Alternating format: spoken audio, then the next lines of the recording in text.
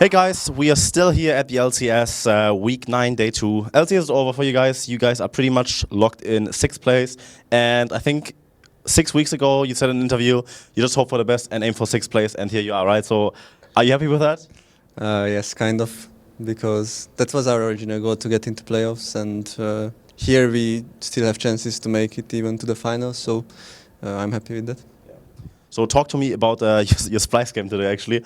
I think they played some unconventional stuff where you could maybe they didn't really care after the second game, after the first game anymore, because they still had the chance to be like the first place team, and then when you guys beat them the first game, the second game was like, yeah, just whatever, right? Can you talk me through like both games maybe? Yes, I felt the same as well, that the first game was a try-hard game from both sides, because they still had a chance for first place, but I felt like we had the superior draft. So we were confident in that even if we just go even with them, we will win the game, which happened eventually, because they just can't team fight us with their comp against ours. And in the second game, I think they just went with whatever picks they wanted, and it turned out to be quite a bloody game. Everyone was just fighting all the time, but we came out on top eventually in this one as well. Yeah.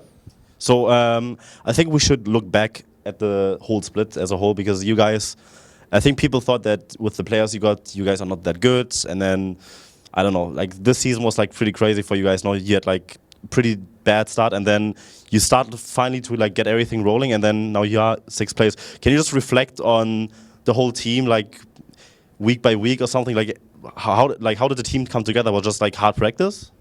At the beginning it was hard because we lacked stage experience, communication issues, and individually we played worse than enemies as well. So we needed to step that up in the first weeks. There were a lot of losses meanwhile, but we managed to do that. And then we started winning. And now I feel like we misdrafted in a few games, and therefore we didn't really know what to do with our compositions when we encountered counter picks. Like for example a Trundle into a Vladimir Sivir comp. You cannot just all in the enemy because the Trundle places pillar and you have no access to the backline anymore. For example, that one against G2 we struggled a lot with. So, and then we thought this is OP, so we go it this week, and then we find out the Trundle is maybe not that strong anymore. So it's all about like team comps and such, and we maybe lacked a bit of understanding of it before, but I think maybe now we are back with like our understanding, and although there is a new patch coming up, I think we have 2 weeks to prepare, so it's all good. So of course, I just want to know, is there like any pressure on you guys? Because I think all the fans here at the studio are completely crazy. I'm not sure if you guys can see it on the stream, but every time I go into the arena and see like a Unicorn game, they're not even fans, they're hooligans, right? They're like, the stage is shaking and everything. Does it like give you like strength or motivation to do well for them? Yes, it kind of gives, but it's also a tiny bit disturbing because we hear them all the time. And then when our fans are chanting UoL, the whole crowd just starts chanting Splice or something meanwhile. So it's kind of like 50-50, and it's pretty loud and we can't even hear each other at some points. But other than that, it's good for us, yes, we like it. So of course, playoffs is the big topic here for you. New patch and everything. Talk to me.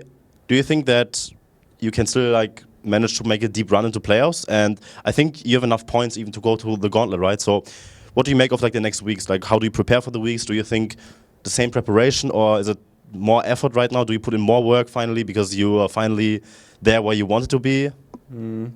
I think it will be kind of the same. We just practice day by day and try to figure out the new meta, which looks to be like lane bullies right now, because I don't think anyone will lane swap when there is the first tower gold and you can just take the bot turret so easily, so it's not worth anymore.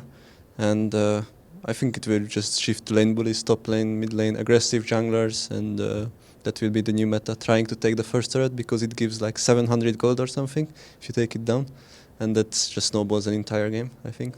Yeah. Does it affect you in the top lane at all if you get like, for example, if your bot lane is taking the first tower, does it have like a big effect on you on the next patch in the top lane? Could you like maybe from solo queue experience or scrim experience like tell us a bit about that dynamic?